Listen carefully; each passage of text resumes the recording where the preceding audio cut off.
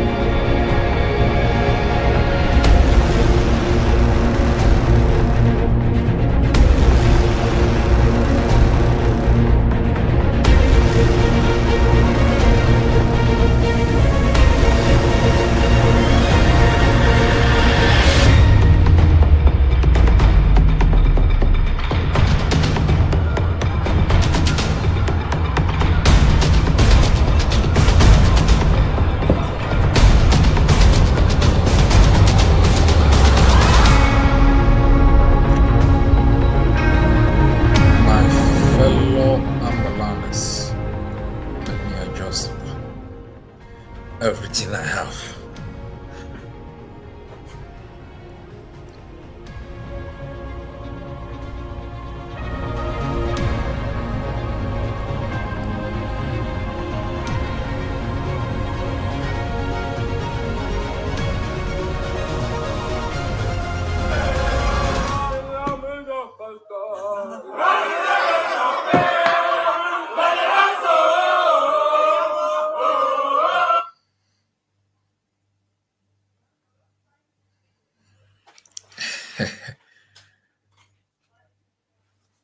All right, my fellow people,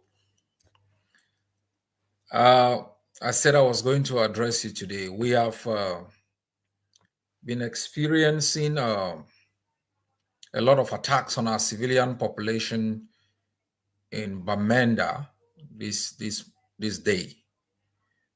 We are getting reports of over 5 Ambazonian civilians killed by very angry Cameroon forces. We are also getting report of many bike riders having been arrested. We are also getting report of many bikes having been destroyed. There are ghost towns in certain areas in Bamenda, especially City Chemist Roundabout and T Junction. Today I asked the head of the Human Rights and Humanitarian Services, Comrade Akoson, to issue an urgent alert to the international system to make them aware of the possibility of widespread violence on our civilian population. So while our people are taking action against the occupation, we have an obligation to ensure that we use our presence out here to notify different institutions and partners of what is going on in our homeland, especially actions by the enemy that threatens the lives of our civilian population. And so we are monitoring the situation, and we will be documenting what is going on, and we will report that to the Ambazonian people. And where action is needed, we will bring that to the attention of those concerned. I know we are all very skeptical about the readiness of the international community to move against Cameroon, and for good reasons. We've also just been notified today about a visit by a member of the, I think, UN Human Rights Council, invited to Yaoundé to discuss issues of human rights. And we are aware that Ambazonia was also discussed. I have reacted to the report that was issued today, and I would like to repeat my reaction here.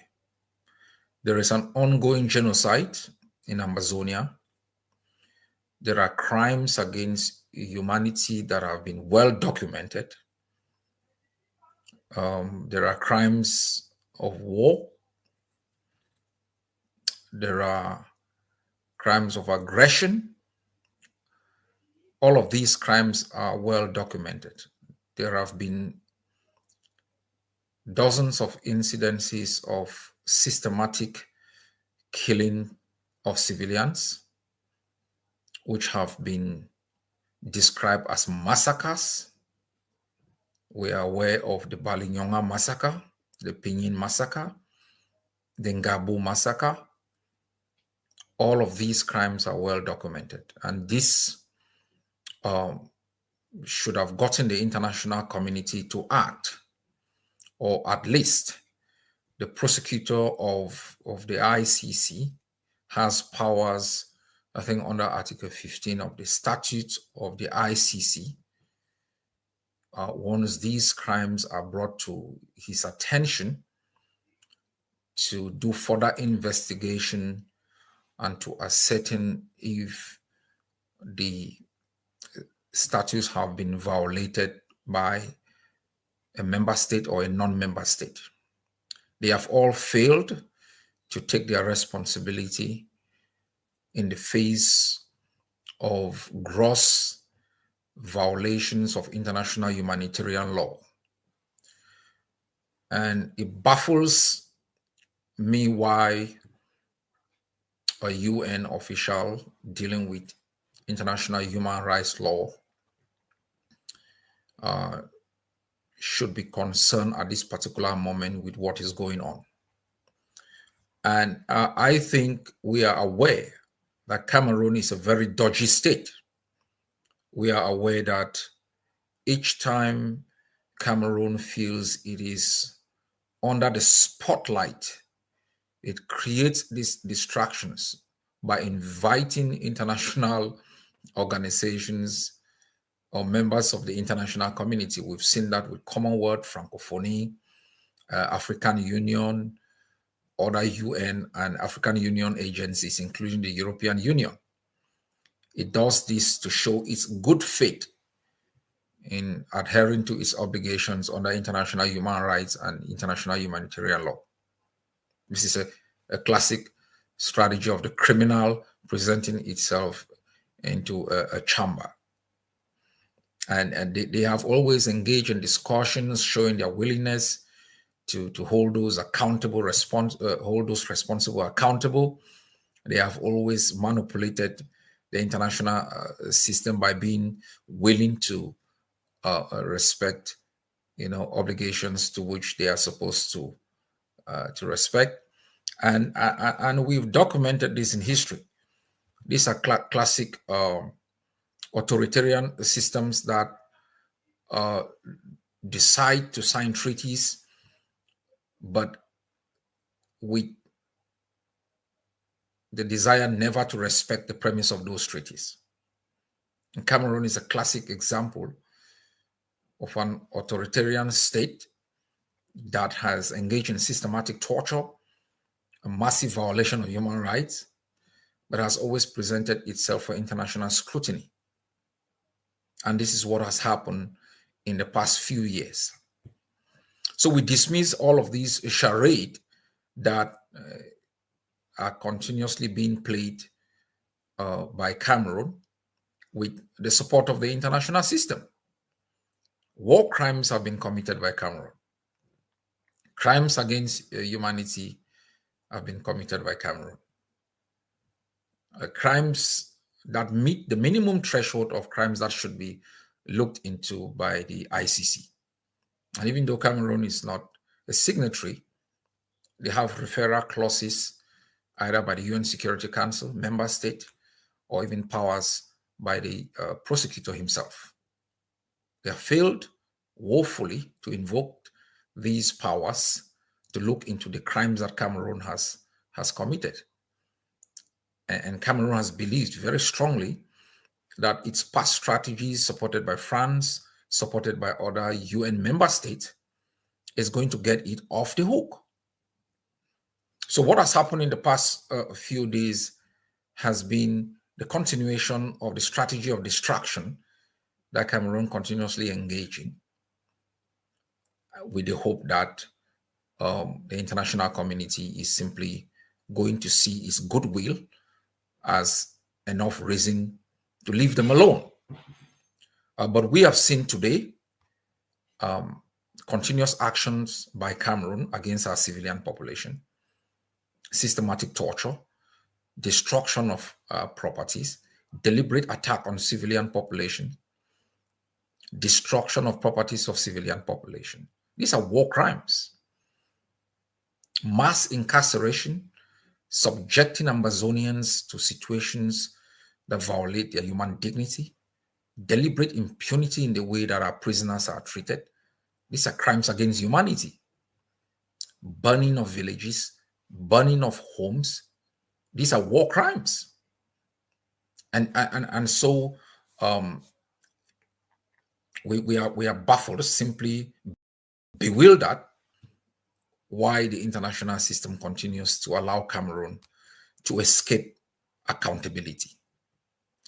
And that's why I think in 2002, the former UN Secretary General instituted the protection of civilians in times of conflict.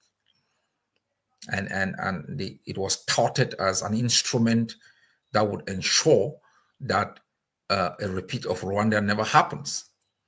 That's why we have the R2P that was also instituted post-Rwanda to ensure that early warning systems are in place to alert the international system on possible crimes of genocide or even crimes against humanity and war crimes that may be the foundation of a crime of genocide. None of these instruments have been invoked. Other methods that sometimes have been used to reduce the, kind of tension that may lead to crimes being committed, Cameroon has never shown interest.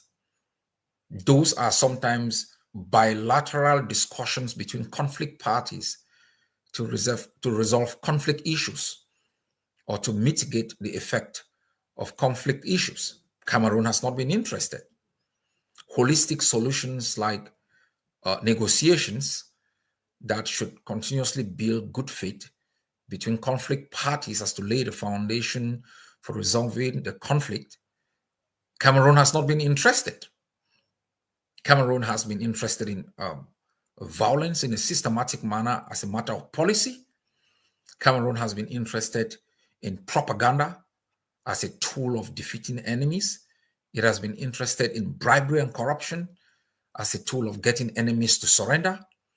And it has been interested in probing and coercing, even threatening and blackmailing members of the international community as a tool of keeping them away from what it deems as its exclusive preserve to deal with.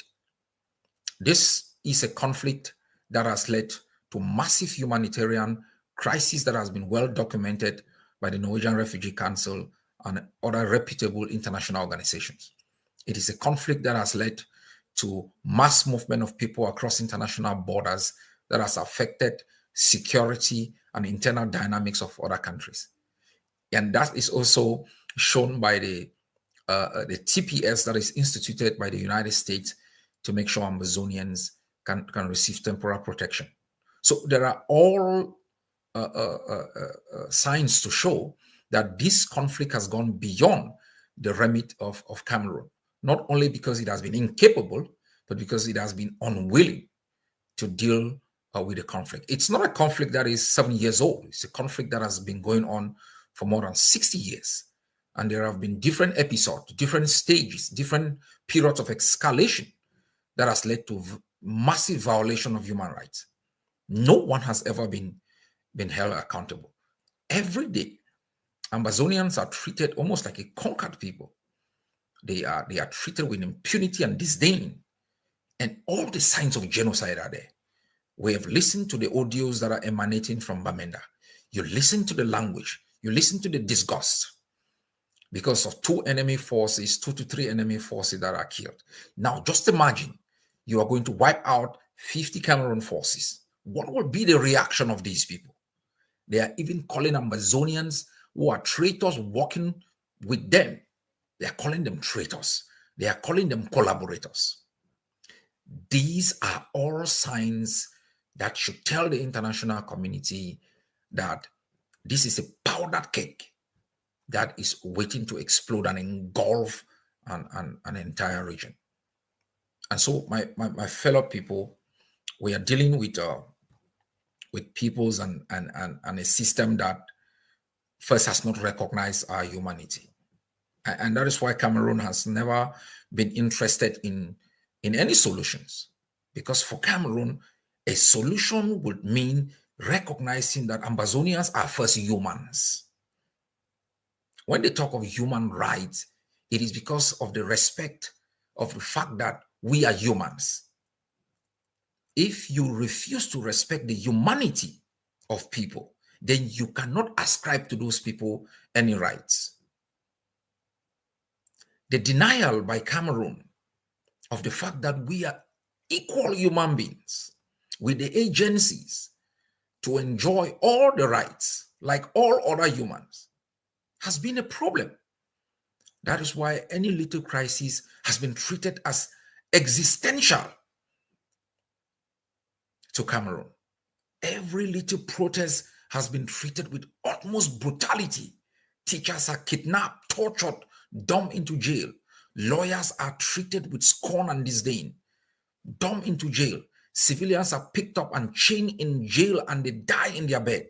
Not a word. Because they know they are dealing with animals. They know they are dealing with sugar that can be dissolved. They know they are dealing with Le Biafran. They know they are dealing with Les Anglo. They know they are dealing with Noso. We have been described with using all forms of derogatory adjectives. Denied the right to even be described as a people with rights. They see us as agents with obligations, facilitators of their expansionist strategy to take over our country, turn us into their slaves, and to make sure that any resistance to that is dealt with utmost brutality. And this has been the reason why most Ambazonians think giving up will quiet the enemy. That is the reason why for the past 60 years, most leaders, our citizens, have been cowed to the point where their survival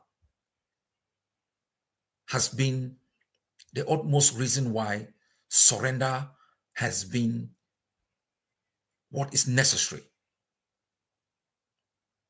Because Cameroon has not blinked on any issue, education, law, civil society issues. It has not blinked. Everything that we have done asking even for trash in our city to be removed by companies within Ambazonia.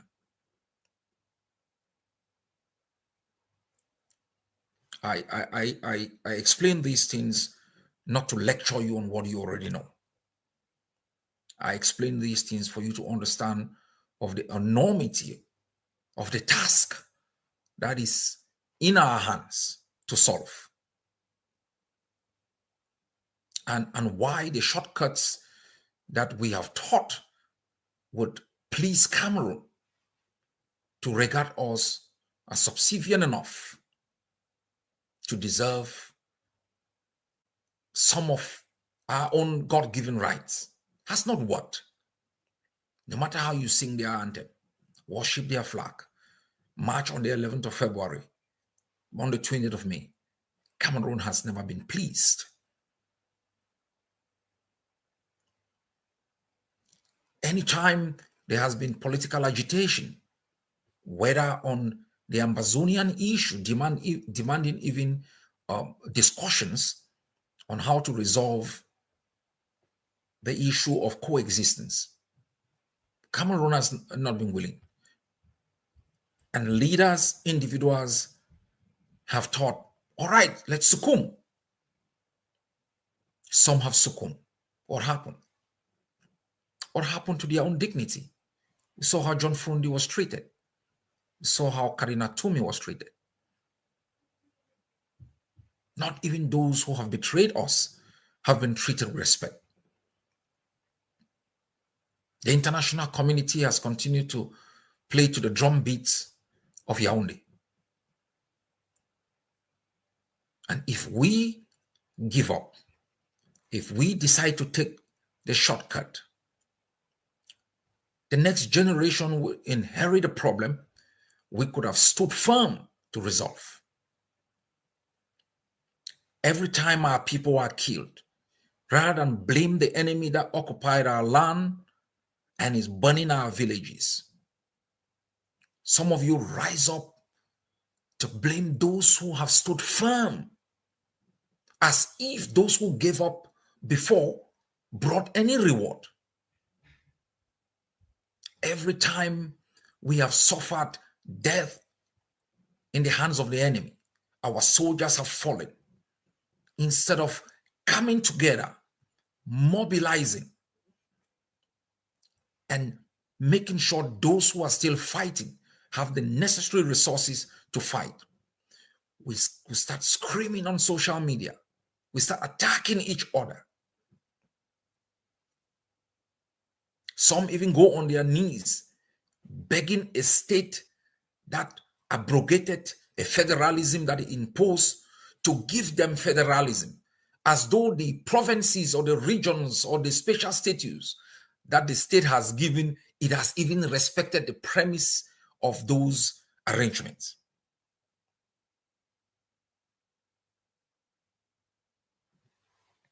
Why do I say all of these things? What happened yesterday is a testament of the resilience of our people.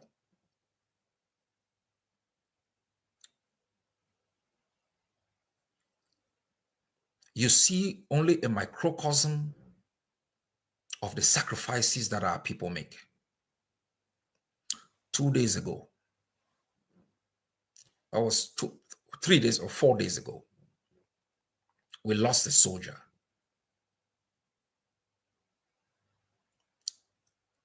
Self-inflicted injuries. He took his rifle and in manipulating the rifle, he shot his leg and punctured an artery and bled to death. The soldier was buried yesterday morning. I was sitting and trying to preside over the burial. In the evening, I had a meeting with the finance department. As we were in the meeting, information started streaming in about gunshots in Bamenda. And I stepped out of the meeting without even telling the people of the Department of Finance that I'm stepping out, because I was worried. I thought maybe our forces have been ambushed or attacked. and I immediately reached out to all the commanders. And I was informed they had successfully taken out enemy patrol at the heart of Commercial Avenue. They buried a soldier in the morning, and in the evening, they were out. What do you define as bravery? What do you term resilience? It is not 3 weeks that they lost 5 men. That is the kind of attitude that if the Funchas had, we will not be here today.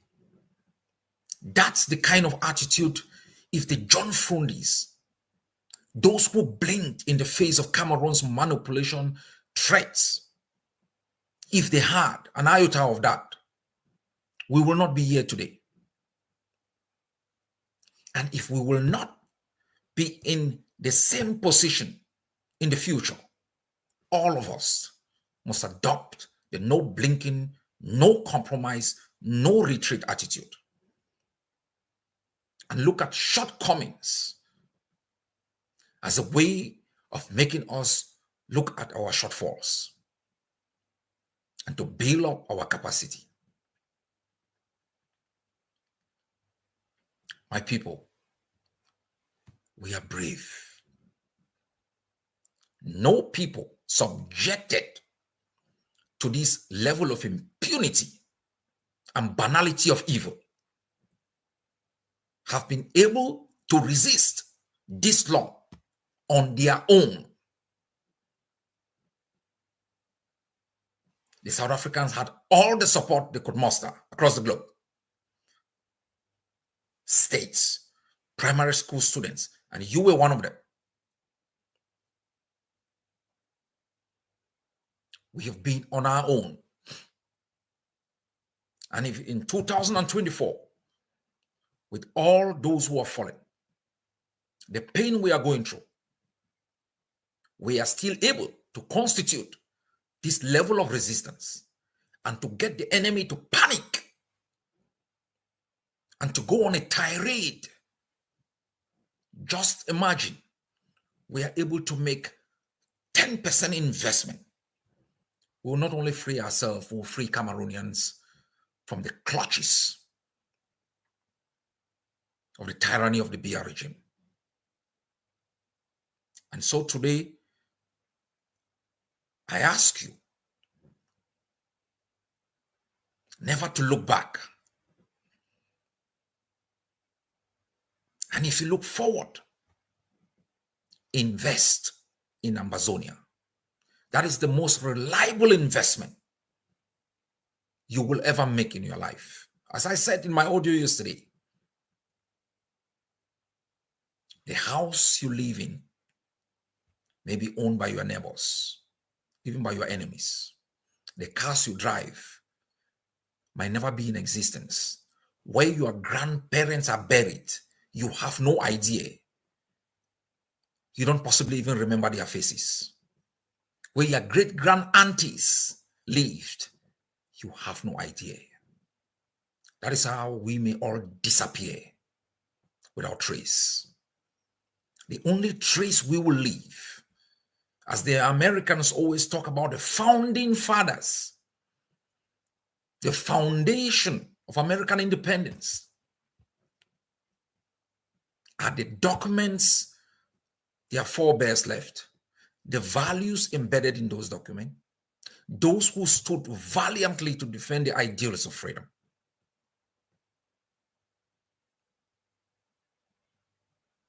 None of us will ever know where Patrice Lumumba lives. We watched the other day the house of Nkrumah Nkrumah, derelict form, but his name is immortal. His work unchallenged. I ask you tonight, all of you, to commit to thank the Banda Brigade, all the missions of the Ambazonian Governing Council, all Ambazonians who today feel proud that they have been uplifted by the daring of our forces. Make sure you replenish them generously. They will be proud that those 6,000, 7,000, 8,000 miles away, we stand with them in their period of glory, as we have always stood with them when they mourn. Our homeland is the only place we have. We shall not surrender it to an enemy that has no respect for us, that has never explored and exploited our resources and reciprocated with any development, even in hospitals or schools.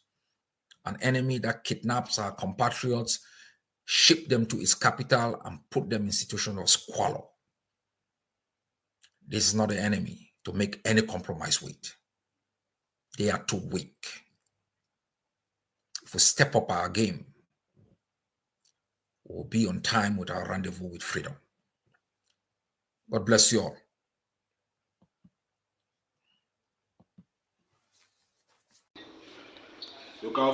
Ça fait vraiment mal. Je suis à T-Junction et les salopards là sont garés à T-Junction avec les motos en train de chanter là maintenant, en train de jubiler ça. Hein? Dans la mecque comme ça là, il n'y a pas de parcours, rien que dehors. Ils sont en train de jubiler ça. Ils chantent même. Ils sont là à T-Junction.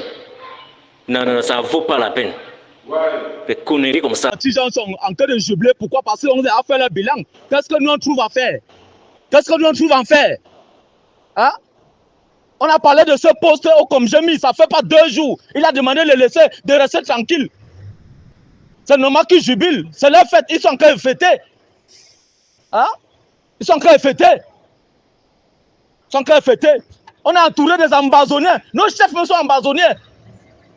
Les chefs et les autorités sont Ambazoniens. Ils ne travaillent pas le lundi. Tous les bureaux sont fermés le lundi. Ce sont les sécessionnistes. On va supporter ça jusqu'à quand? Parce qu'on reste tranquille qui pensent qu'on a peur d'eux. On mange chez eux.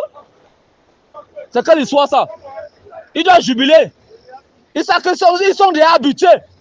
Les gens veulent brûler le camion. On demande de les laisser brûler le camion. Hein? Ils ont un incident. Il y a un incident au niveau de City Kemes. À City Kemes, le camion est tombé c'est un benzikineur. Vos chefs vous demandent de les laisser brûler le camion. Pourquoi? Ils adhèrent à ce qui se passe. On ne fiche au camp. Bande de PD. Moi non. Moi je m'en fous de n'importe quel chef. Je m'en fous de n'importe qui. Maintenant, où tu me vois là, je m'en fous de n'importe quel chef. Ou de qui. Voilà Yacoubou qui est d'abord mort. On l'a négligé. Voilà mes 2 frères qui meurent. Moi, je m'en fous de n'importe quel chef. Ils sont là seulement pour prendre les agents des scams et supporter les gens. Les gens sont en train de mourir. Ils ont des familles. On a les familles. Greetings to all Ambazonians. The Ambazonian Defense Forces, the LDF, they have done it again. They have done it again. After a successful attack on the enemy post last Saturday at the Labokambengui Road, that over 7 terrorists were deleted. They have just barely 3 days done it again, what we called the urban guerrilla warfare. They have attacked the enemy post around the T-Junction Commercial Avenue stretch near to the Bamida Congress Hall. This is what we call urban warfare. Several terrorists were wounded, 2 were deleted on the spot, their guns taken away by the Ambazonian Defense Forces. They made a tactical move back to their brigade. This is what we call guerrilla urban warfare. The Ambazonian Defense Forces are well trained for that. They master it, and that is why they are picking out the enemy one after the other. They will have to go. We caution all Ambazonians to pay their liberation tax. This is what will give our fighters the courage, the motivation to do what it takes to drive the enemy out of our land. And this warning goes to all the paid agents on social media floating the space that will never believe the ADF has done it.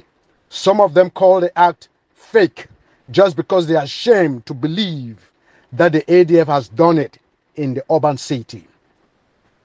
They never believe. But this has been going on day after day. The ADF has been deleting them one after the other. And all those paid agents who are on social media, who wants us to surrender, they are being frustrated. And that is why they are calling the action fake. They have nothing to say because they are frustrated. The ADF is carrying out this tactical move in the urban city and deleting their compatriots, the La Republic enemies, the terrorists. They are being paid to carry out campaigns, propaganda, to dismiss the actions of the ADF. Unfortunately, it is not adding up on their side. Ambazonian Defense Forces, bravo to you, my people. Keep up the fight. We are all behind you. The ADF, the AGOVC, I support and I encourage the strong leader, Dr. Ayaba, for providing what it takes for the ADF to carry out such actions in the urban city without fear of being touched by the enemy. Dr. Yabacho, the ADF, the AGOVC, we will take Ambazonia. We will free Ambazonia. Thank you, the ADF. Thank you again for carrying out 2 successful attacks within a week and deleting over 7 or 8 enemies. We are smiling. We are smiling. Thank you. I say thank you.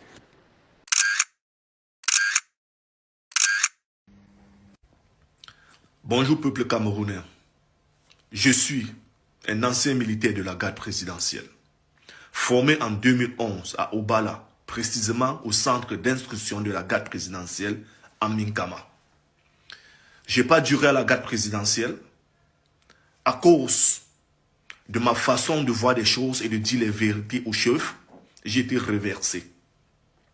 Et je suis rentré dans mon corps d'origine, l'armée de l'air, à la base 201 à Douala. Je sais que beaucoup vont parler, je ne peux pas vous donner mon nom, mais allez fouiller mon matricule. Mon matricule, c'est ceci. A 2011-14062. Et en 2015, nous sommes partis à la force multinationale mixte à l'extrême nord pour lutter contre la secte islamique Boko Haram. En voilà la tenue que je porte aujourd'hui, ça me fait. Et me voilà derrière, ça c'est à l'extrême nord du Cameroun, où nos primes ont été détournées.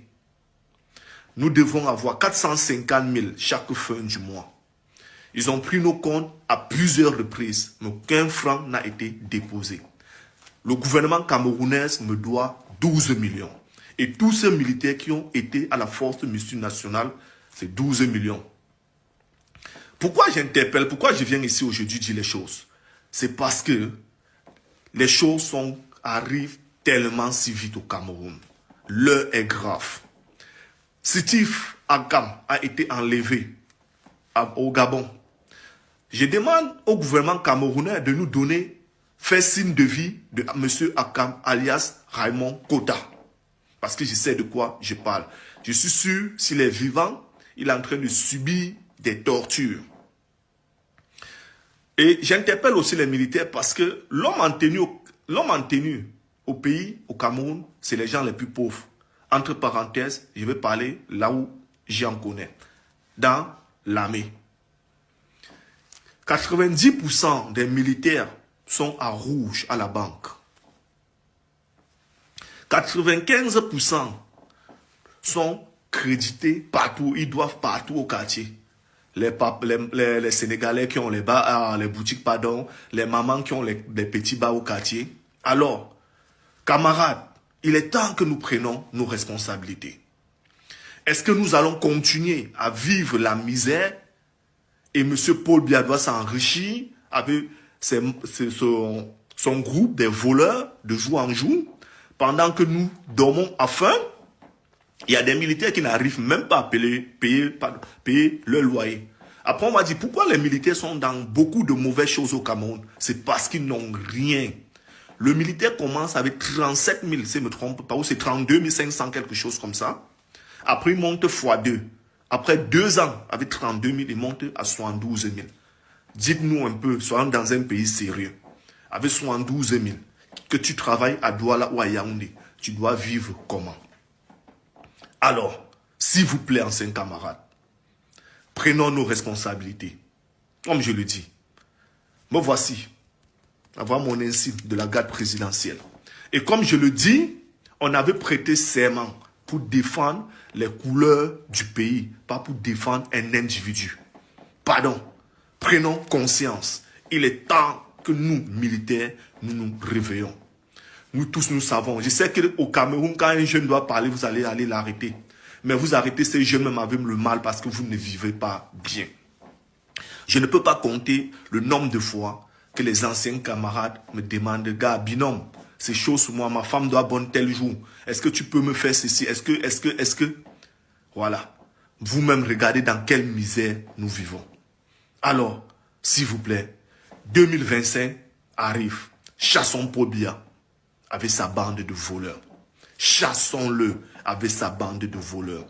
Je sais qu'il y a encore des bons militaires, des hommes avec du bonne foi au Cameroun, parce que j'en ai connu. Il est temps que nous disions non à M. Paul Biya et sa bande. Merci.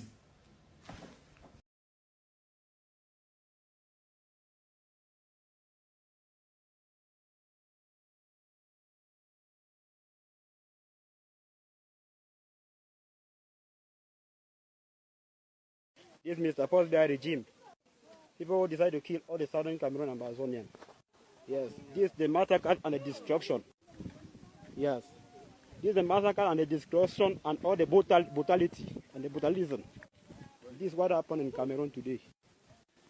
With all the southern Cameroon and Ambazonian, we are in struggle today. They kill all the family, they don't leave even one person. They scatter all the family. Look at all these young girls like this. They kill all our generation. They kill everybody and they burn all the home. We are living now in the struggle. God intervene to this our crisis. Father, Almighty God, come to us. We are the people of Ambazonia. We are suffering. Paul Biya and his own regime decide to kill us today. Paul Biya with his own regime. This is the struggle of people of Ambazonia. This thing happened in Garbo, where they call Firu at Ngar. This father and mother to their master's room. See where the father are born in the fire. They are 3 days. Father, mother, and the 2 children. Here, this is 2 people are here. One father with 7 children. See the score for the boy. For the one boy, man boy is here straight. So look the score. They burned all the houses today by the military, by the Paul Biya regime. We witnessed everything today. All the houses now burned. All the houses is now burned. This is what we call destruction and the... Yes. This killed today as Ngarbu, where they call Firu. They killed Mr. Fusika and his own family today. Yes. Many innocent souls have lost their souls. We are here in the struggle. Oh God. Oh God, intervene to our situation, Father. Oh God, come to us and how you come and remove all the Israelites from Egypt. Father. The United States and all members of the Security Council have an obligation to invoke the responsibility to protect the lives of our people, to protect the dignity of our people.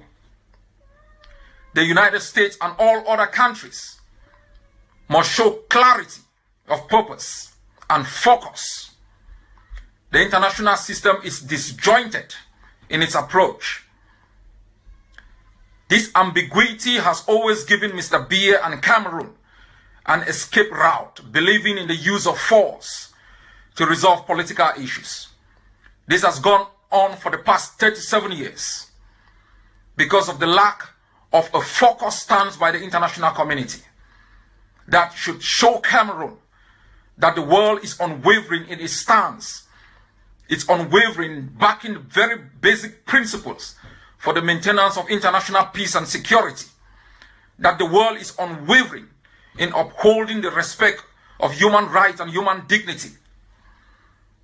It has wavered in the face of brutality from Cameroon, giving it an opportunity to escape scrutiny for almost half a century.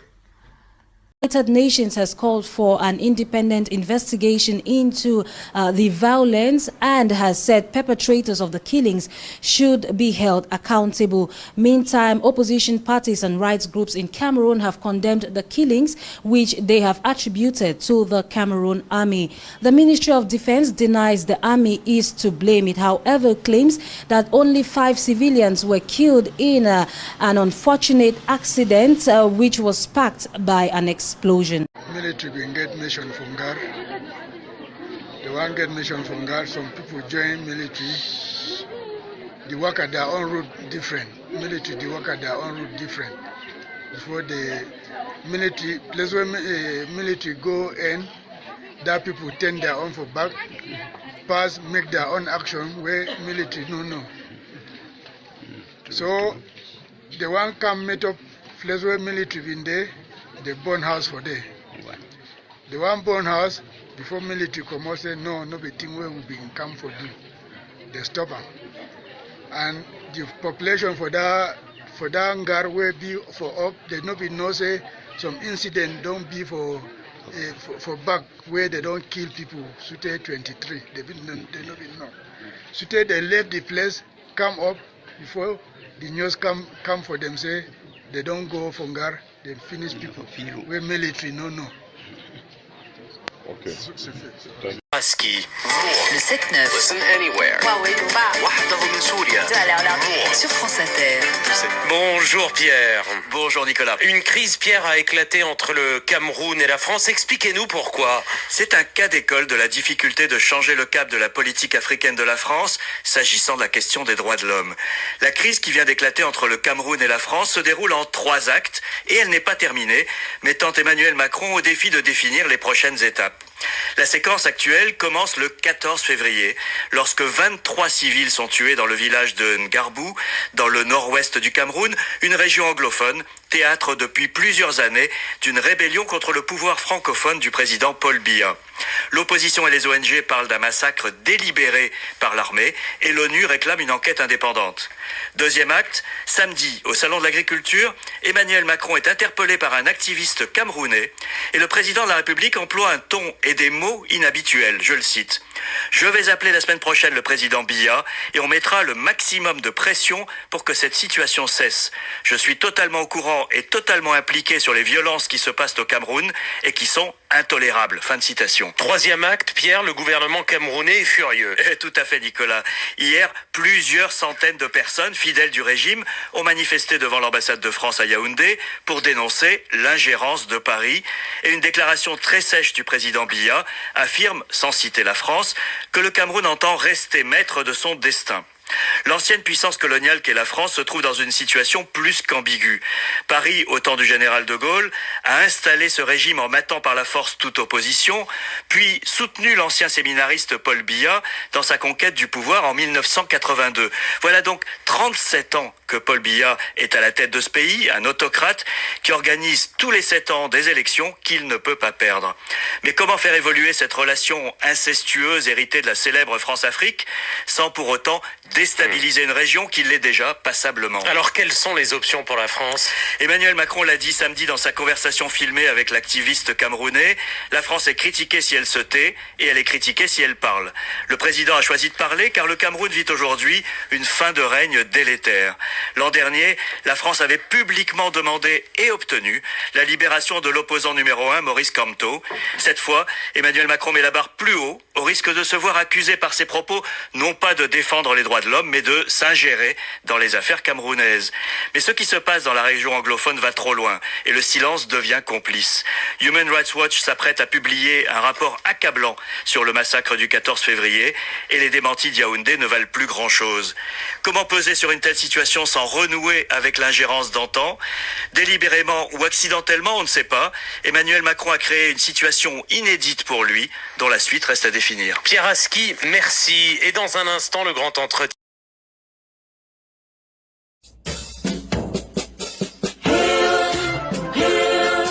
Hail this land of glory, we the Ambazonia, special loyalty. Praise to our Savior who granted us the freedom, and left to the hero who called the lonely gather. Glory to glory, we rise and never to fall. Here in a nation, flowing with and holy. Glory, glory, glory to the Father for making you a nation, a joy forevermore. Ambazonia, land of freedom, you shall live in plenty, meeting our need, and your children shall be like the stars above. The Most High God be the watchman of this nation.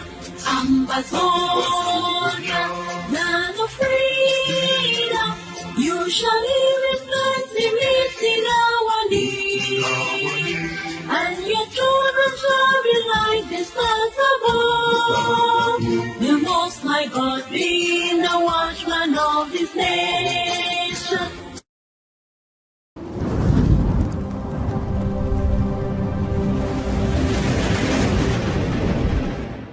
Welcome to ACN.